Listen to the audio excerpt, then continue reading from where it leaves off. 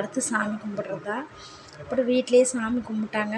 பாப்பா, அம்மா, அத்தை எல்லாம் வீட்டிலேயே சாமி கும்பிட்டுட்டு அப்புறம்தான் இந்த பஸ் ஏற அங்கே பக்கத்தில் கோயில் இருக்குது சொன்னாங்க இல்லையா, அங்கே போவாங்க.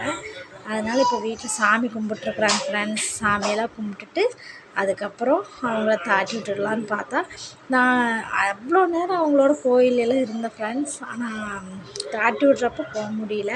எங்கள் பாப்பா பார்த்தீங்களா எவ்வளோ ஒரு ஜாலியாக ஹாப்பியாக விளையாண்டுட்ருக்குறான்னு. அவங்க அத்தை வந்துட்டால் அவளுக்கு ஒரு சந்தோஷம். அதனால் என்னை தாட்டி விட்றப்ப கரெக்டாக போக முடியலேன்னு எனக்கு ஒரு சின்ன வருத்தம் தான் ஃப்ரெண்ட்ஸ்.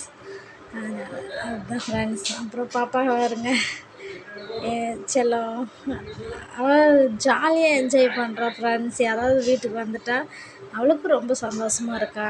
அதனால தான் ஃப்ரெண்ட்ஸ். அம்மா இப்போ சாமி கும்பிட்டுட்ருக்குறாங்க. சாமி கும்பிட்டுட்டு கோயிலுக்கு போயிட்டு இன்னும் வியாழக்கிழமை காலையில் தான் வருவாங்க ஃப்ரெண்ட்ஸ்.